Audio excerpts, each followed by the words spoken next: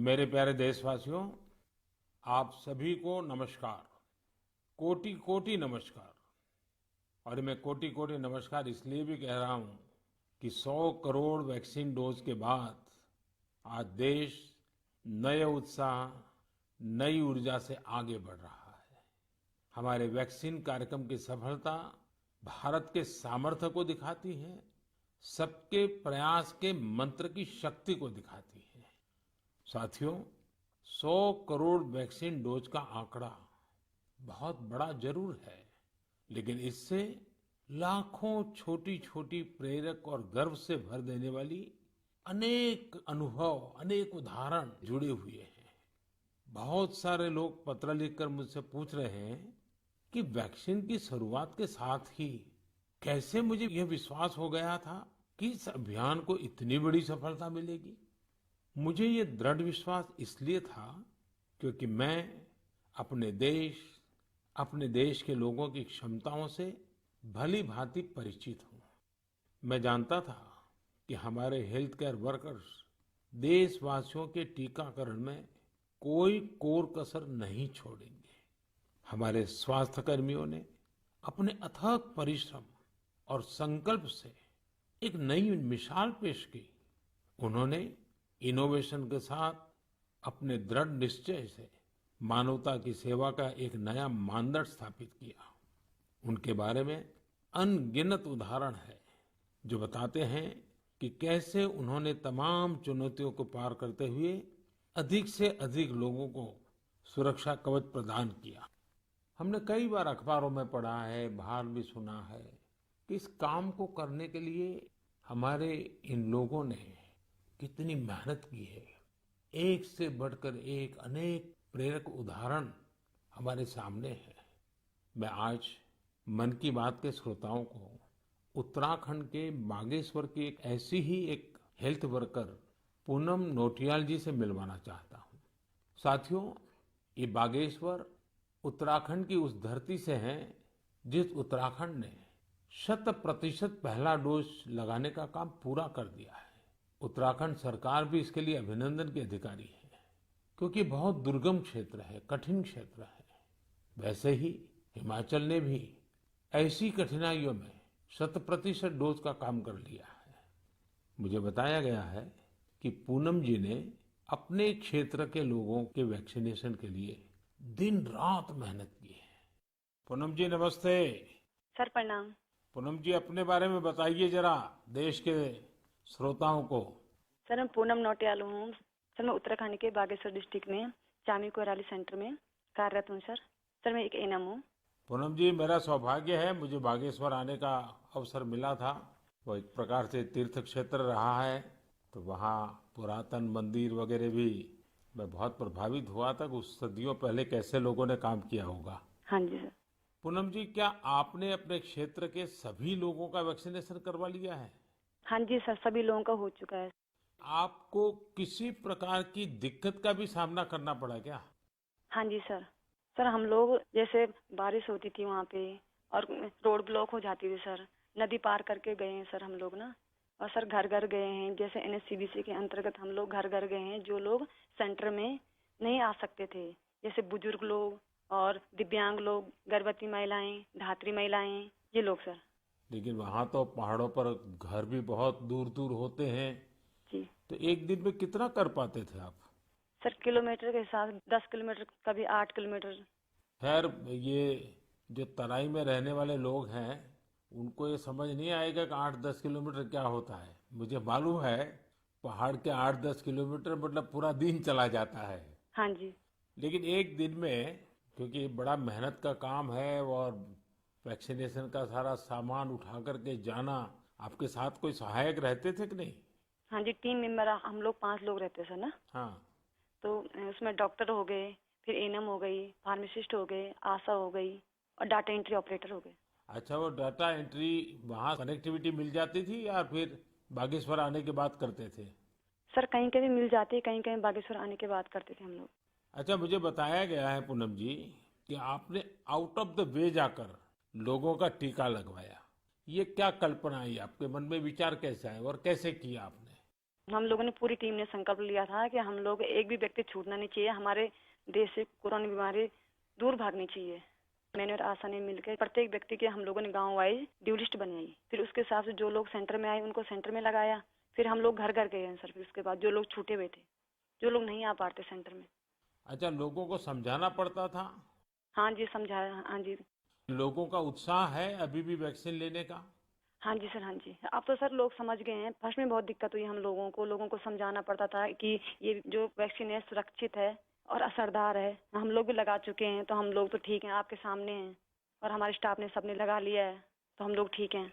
कहीं पर वैक्सीन लगने के बाद किसी की शिकायत आई बाद में? नहीं नहीं सर, ऐसा कुछ नहीं हुआ। कुछ नहीं हुआ? जी।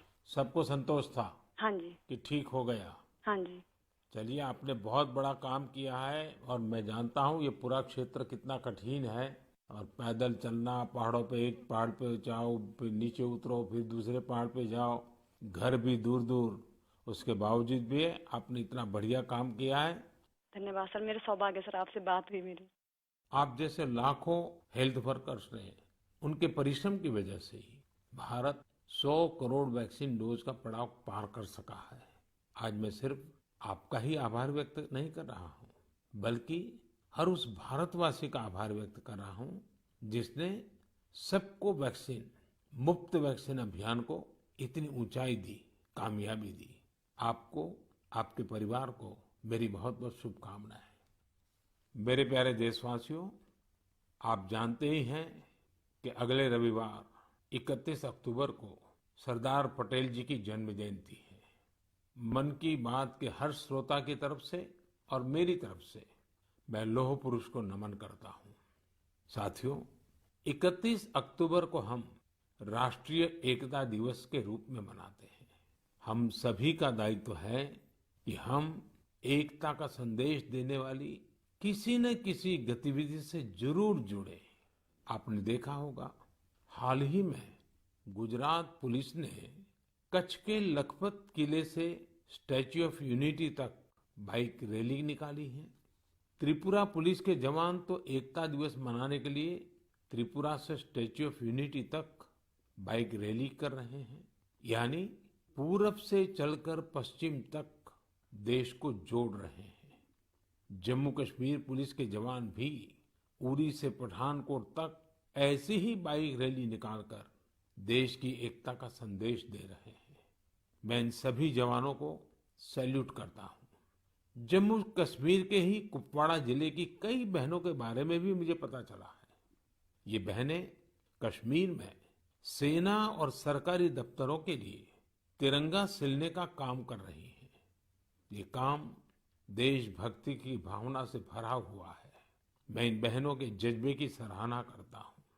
आपको भी भारत की एकता के लिए, भारत की श्रेष्ठता के लिए कुछ न कुछ जरूर करना चाहिए। देखिएगा, आपके मन को कितनी संतुष्टि मिलती है। साथियों, सरदार साहब कहते थे कि हम अपने एकजुट उद्यम से ही देश को नई महान ऊंचाइयों तक पहुंचा सकते हैं।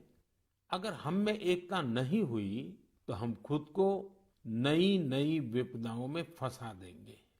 यानी राष्ट्रीय एकता है तो ऊंचाई है, विकास है। हम सरदार पटेल जी के जीवन से, उनके विचारों से बहुत कुछ सीख सकते हैं। देश के सूचना और प्रसारण मंत्रालय ने भी हाल ही में सरदार साहब पर एक पिक्टोरियल बायोग्राफी भी पब्लिश की है। मैं चाहूंगा कि हमारे सभी युवा साथी इसे जरूर पढ़ें। इससे आपको दिलचस्प अंदाज में सरदार साहब के बारे में जानने का अवसर मिलेगा। प्यारे देशवासियों, जीवन निरंतर प्रगति चाहता है, विकास चाहता है, ऊंचाइयों को पार करना चाहता है। विज्ञान भले ही आगे बढ़ जाए, प्रगति की गति कितनी ही तेज हो जाए, भवन कितने ही भव्य बन जाए, लेकिन फिर भी जीवन अधूरापन अनुभव करता है। लेकिन जब इनमें गीत, संगीत, कला, नाट्य, नृत्य, साहित्य जुड़ जाता है तो इनकी आभा, इनकी जीवंतता अनेक गुना बढ़ जाती है। एक प्रकार से जीवन को सार्थक बनना है तो ये सब होना भी उतना ही जरूरी होता है। इसलिए ही कहा जाता है कि सभी विधाएं हमारे जीवन में एक कैटलिस्ट का काम करती है, हमारी ऊर्जा बढ़ाने का काम करती है। मानव मन के अंतर्मन को विकसित करने में, हमारे अंतर्मन की यात्रा का मार्ग बनाने में भी गीत, संगीत और विभिन्न कलाओं की बड़ी भूमिका होती है। और उनकी एक बड़ी ताकत ये होती है कि इन्हें न समय बांध सकता है, न सीमा बांध सकती है और न ही मत मतांतर बांध सकता है। अमृत महोत्सव में भी अपनी कला, संस्कृति, गीत, संगीत के रंग अवश्य भरने चाहिए।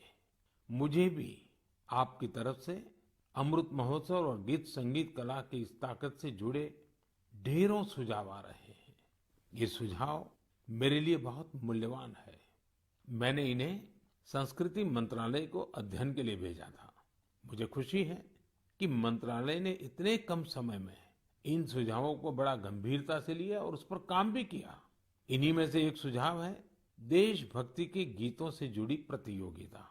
आजादी की लड़ाई में अलग अलग भाषा, बोली में देशभक्ति के गीतों और भजनों ने पूरे देश को एकजुट किया था। अब अमृतकाल में हमारे युवा देशभक्ति के ऐसे ही गीत लिखकर इस आयोजन में और ऊर्जा भर सकते हैं।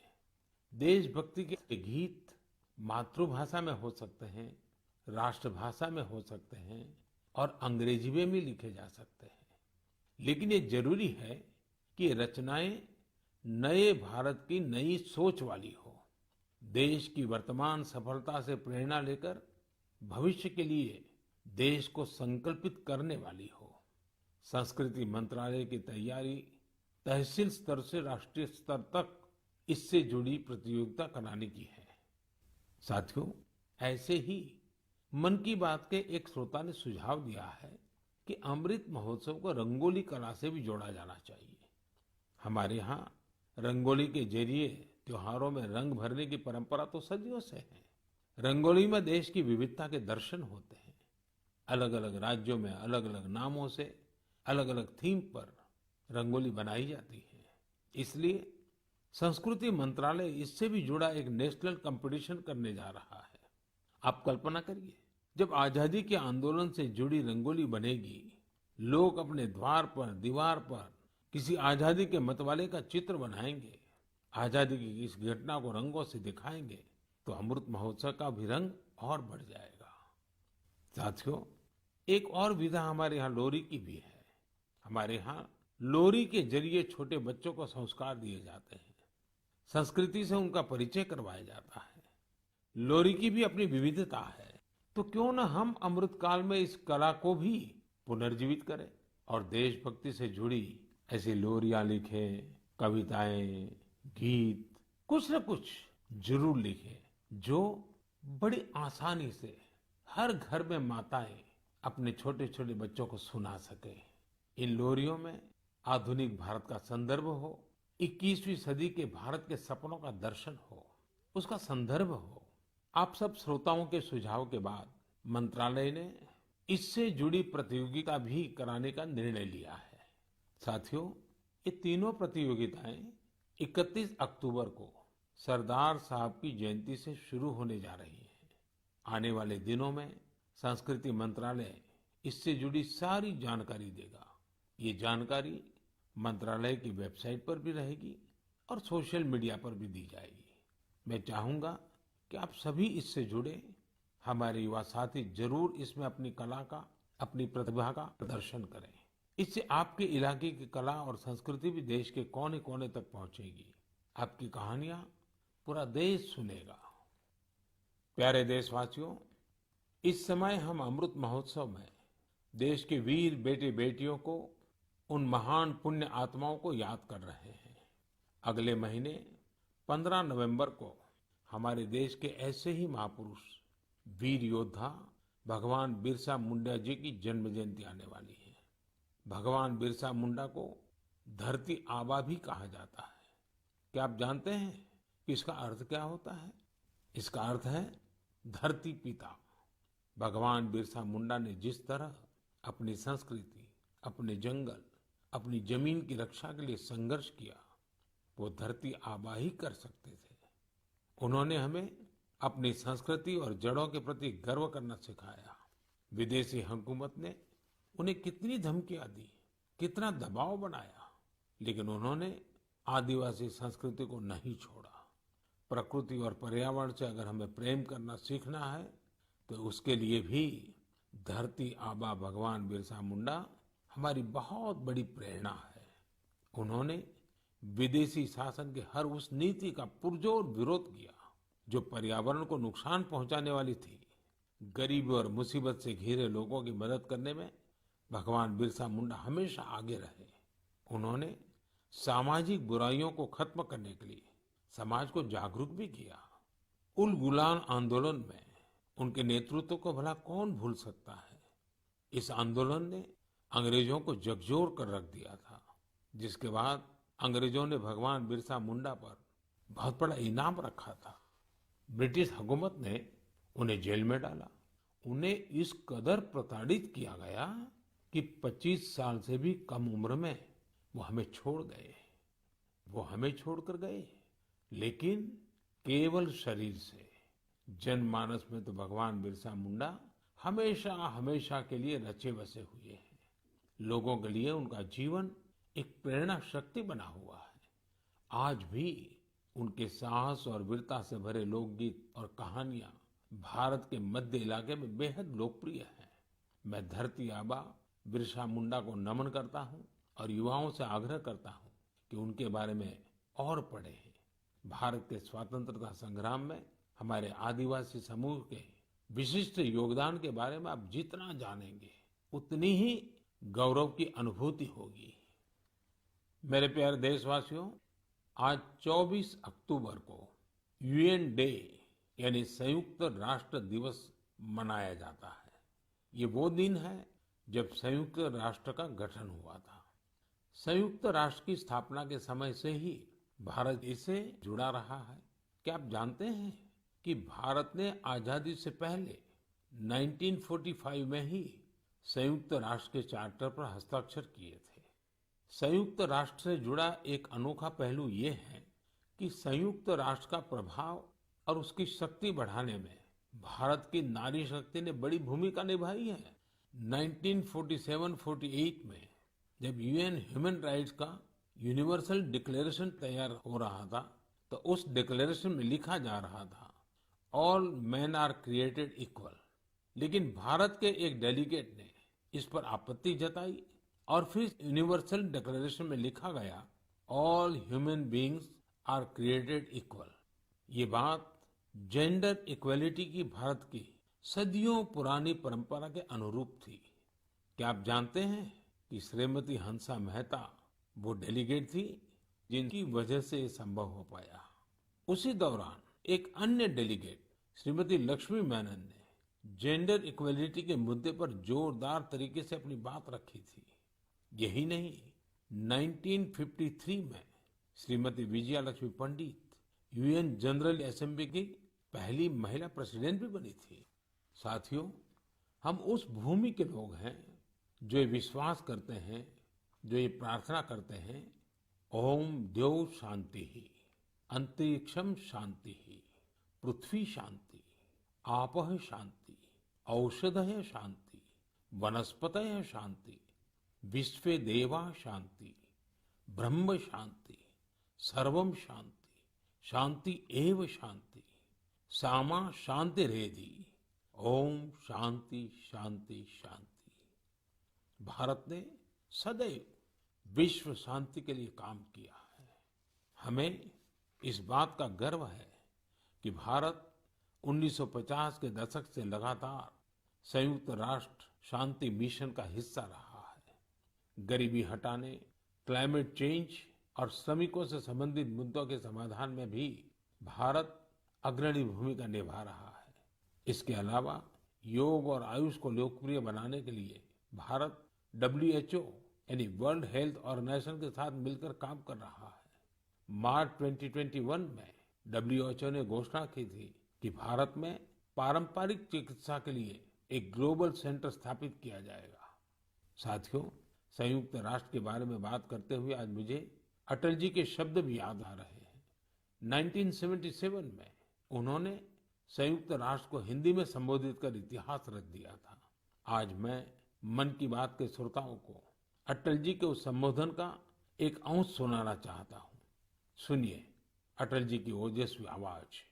यहाँ मैं राष्ट्रों की सत्ता और महत्ता के बारे में नहीं सोच रहा हूं। आम आदमी की प्रतिष्ठा और प्रगति मेरे लिए कहीं अधिक महत्व रखती है। अंततः हमारी सफलताएं और असफलताएं केवल एक ही मापदंड से नापी जानी चाहिए कि क्या हम पूरे मानव समाज, वस्तुतः हर नर नारी और बालक के लिए न्याय और गरिमा की आश्वस्ति देने में प्रयत्नशील हैं। साथियों, अटल जी की ये बातें हमें आज भी दिशा दिखाती हैं। इस धरती को एक बेहतर और सुरक्षित प्लेनेट बनाने में भारत का योगदान विश्व भर के लिए बहुत बड़ी प्रेरणा है। मेरे प्यारे देशवासियों, अभी कुछ दिन पहले ही 21 अक्टूबर को हमने पुलिस स्मृति दिवस मनाया है। पुलिस के जिन साथियों ने देश सेवा में अपने प्राण न्योछावर किए हैं, इस दिन हम उन्हें विशेष तौर पर याद करते हैं। मैं आज अपने इन पुलिस कर्मियों के साथ ही उनके परिवारों को भी याद करना चाहूंगा। परिवार के सहयोग और त्याग के बिना पुलिस जैसी कठिन सेवा बहुत मुश्किल है। पुलिस सेवा से जुड़ी एक और बात जो मैं मन की बात के श्रोताओं को बताना चाहता हूँ। पहले धारणा बन गई थी कि सेना और पुलिस जैसी सेवा केवल पुरुषों के लिए ही होती है, लेकिन आज ऐसा नहीं है। Bureau of police research and development के आंकड़े बताते हैं कि पिछले कुछ वर्षों में महिला पुलिस कर्मियों की संख्या डबल हो गई है, दोगुनी हो गई है। 2014 में जहां इनकी संख्या 1,05,000 के करीब थी, वहीं 2020 तक इसमें 2 गुने से भी ज्यादा की बढ़ोतरी हुई है और ये संख्या अब 2,15,000 तक पहुंच गई है। यहां तक कि सेंट्रल आर्म पुलिस फोर्सेस में भी पिछले 7 सालों में महिलाओं की संख्या लगभग दोगुनी हुई है। और मैं केवल संख्या की ही बात नहीं करता। आज देश की बेटियां कठिन से कठिन ड्यूटी भी पूरी ताकत और हौसले से कर रही हैं। उदाहरण के लिए कई बेटियां अभी सबसे कठिन माने जाने वाली ट्रेनिंग में से एक स्पेशलाइज्ड जंगल वॉरफेयर कमांडोज की ट्रेनिंग ले रही हैं। ये हमारी कोबरा बटालियन का हिस्सा बनेगी। साथियों, आज हम एयरपोर्ट जाते हैं, मेट्रो स्टेशन जाते हैं या सरकारी दफ्तरों को देखते हैं। सीआईएसएफ की जांबाज महिलाएं हर संवेदनशील जगह की सुरक्षा करते दिखाई देती हैं। इसका सबसे सकारात्मक असर हमारे पुलिस बल के साथ साथ समाज के मनोबल पर भी पड़ रहा है। महिला सुरक्षा कर्मियों की मौजूदगी से लोगों में, विशेषकर महिलाओं में, सहज ही एक विश्वास पैदा होता है। वे उनसे स्वाभाविक रूप से खुद को जुड़ा महसूस करती हैं। महिलाओं की संवेदनशीलता की वजह से भी लोग उन पर ज्यादा भरोसा करते हैं। हमारी ये महिला पुलिसकर्मी देश की लाखों और बेटियों के लिए भी रोल मॉडल बन रही है। मैं महिला पुलिसकर्मियों से अनुरोध करना चाहूंगा कि वे स्कूलों के खुलने के बाद अपने क्षेत्रों के स्कूलों में विजिट करें, वहां बच्चियों से बात करें। मुझे विश्वास है कि इस बातचीत से हमारी नई पीढ़ी को एक नई दिशा मिलेगी। यही नहीं, इससे पुलिस पर जनता का विश्वास भी बढ़ेगा। मैं आशा करता हूं कि आगे और भी ज्यादा संख्या में महिलाएं पुलिस सेवा में शामिल होगी, हमारे देश की न्यू एज पॉलिसिंग को लीड करेगी। मेरे प्यारे देशवासियों, बीते कुछ वर्षों में हमारे देश में आधुनिक टेक्नोलॉजी का इस्तेमाल जिस तेजी से बढ़ा है, उस पर अक्सर मुझे मन की बात के श्रोता अपनी बातें लिखते रहते हैं।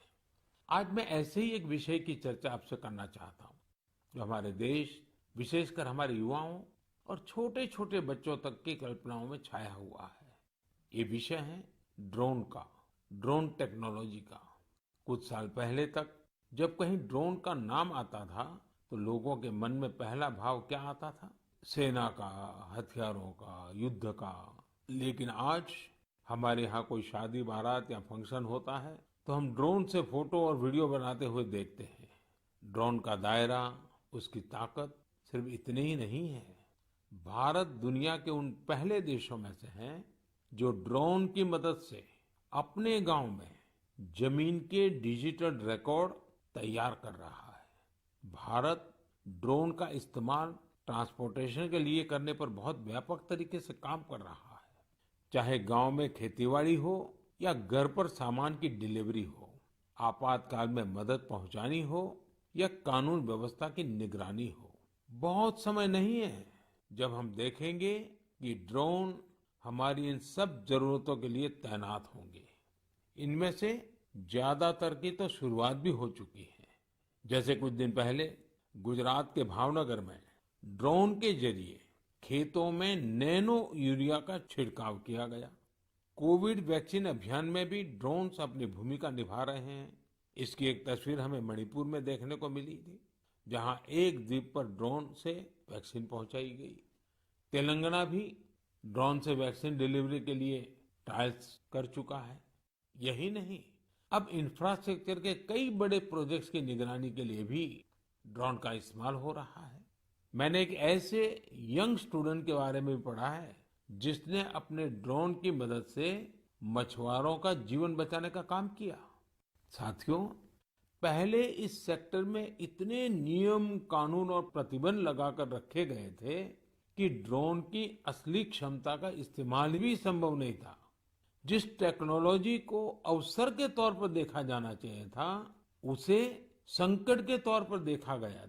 अगर आपको किसी भी काम के लिए ड्रोन उड़ाना है तो लाइसेंस और परमिशन का इतना झंझट होता था कि लोग ड्रोन के नाम से ही तौबा कर लेते थे।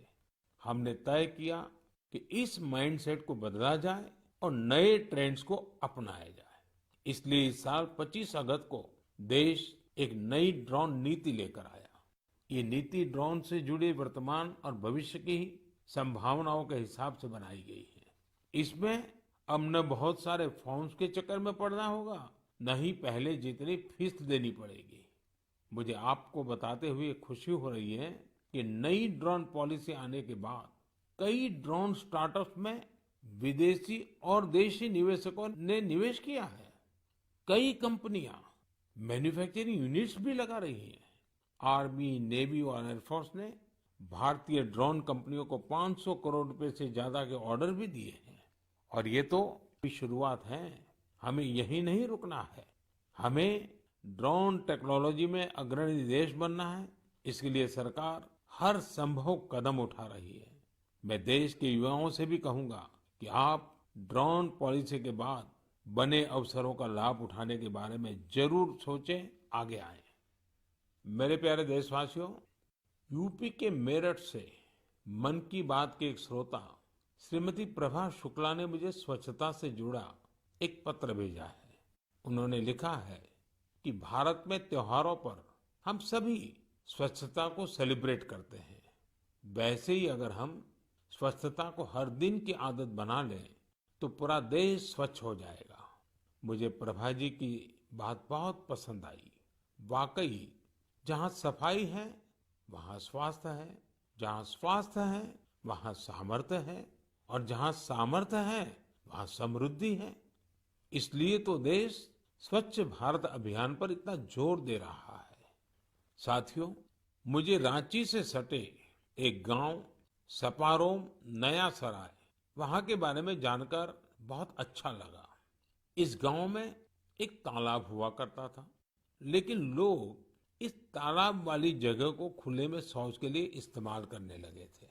स्वच्छ भारत अभियान के तहत जब सबके घर में शौचालय बन गया तो गांव वालों ने सोचा कि क्यों न गांव को स्वच्छ करने के साथ साथ सुंदर बनाया जाए। फिर क्या था, सबने मिलकर तालाब वाली जगह पर पार्क बना दिया। आज वो जगह लोगों के लिए, बच्चों के लिए एक सार्वजनिक स्थान बन गई है। इससे पूरे गांव के जीवन में बहुत बड़ा बदलाव आया है। मैं आपको छत्तीसगढ़ के देऊर गांव की महिलाओं के बारे में भी बताना चाहता हूँ। यहाँ की महिलाएं एक स्वयं सहायता समूह चलाती हैं और मिलजुल कर गांव के चौक चौराहों, सड़कों और मंदिरों की सफाई करती हैं। साथियों, यूपी के गाजियाबाद के रामवीर तंवर जी को लोग पॉन्डमैन के नाम से जानते हैं। रामवीर जी तो मैकेनिकल इंजीनियरिंग की पढ़ाई करने के बाद नौकरी कर रहे थे, लेकिन उनके मन में स्वच्छता की ऐसी अलग जगी कि वो नौकरी छोड़कर तालाबों की सफाई में जुट गए। रामवीर जी अब तक कितने ही तालाबों की सफाई करके उन्हें पुनर्जीवित कर चुके हैं। साथियों, स्वच्छता के प्रयास तभी पूरी तरह सफल होते हैं जब हर नागरिक स्वच्छता को अपनी जिम्मेदारी समझे। अभी दीपावली पर हम सब अपनी घर की साफ सफाई में तो जुटने ही वाले हैं, लेकिन इस दौरान हमें ध्यान रखना है कि हमारे घर के साथ हमारा आस पड़ोस भी साफ रहे। ऐसा नहीं होना चाहिए कि हम अपना घर तो साफ करें, लेकिन हमारे घर की गंदगी हमारे घर के बाहर हमारी सड़कों पर पहुंच जाए। और हाँ, मैं जब स्वच्छता की बात करता हूं तब कृपा करके सिंगल यूज प्लास्टिक से मुक्ति की बात हमें कभी भी भूलना नहीं है। तो आइए हम संकल्प लें कि स्वच्छ भारत अभियान के उत्साह को कम नहीं होने देंगे। हम सब मिलकर अपने देश को पूरी तरह स्वच्छ बनाएंगे और स्वच्छ रखेंगे। मेरे प्यारे देशवासियों, अक्टूबर का पूरा महीना ही त्योहारों के रंगों में रंगा रहा है और अब से कुछ दिन बाद दिवाली तो आ ही रही है। दिवाली, उसके बाद फिर गोवर्धन पूजा, फिर भाई दूज, ये 3 त्योहार तो होंगे ही होंगे। इसी दौरान छठ पूजा भी होगी। नवंबर में ही गुरु नानक देव जी की जयंती भी है। इतने त्योहार एक साथ होते हैं तो उनकी तैयारियां भी काफी पहले से शुरू हो जाती हैं। आप सब भी अभी से खरीदारी का प्लान करने लगे होंगे, लेकिन आपको याद है ना, खरीदारी मतलब वोकल फॉर लोकल। आप लोकल खरीदेंगे तो आपका त्योहार भी रोशन होगा और किसी गरीब भाई बहन, किसी कारीगर, किसी बुनकर के घर में भी रोशनी आएगी। मुझे पूरा भरोसा है जो मुहिम हम सब ने मिलकर शुरू की है, इस बार त्योहारों में और भी मजबूत होगी। आप अपने यहाँ के जो लोकल प्रोडक्ट्स खरीदें, उनके बारे में सोशल मीडिया पर शेयर भी करें, अपने साथ के लोगों को भी बताएं। अगले महीने हम फिर मिलेंगे और फिर ऐसे ही ढेर सारे विषयों पर बात करेंगे। आप सभी का बहुत बहुत धन्यवाद। नमस्कार।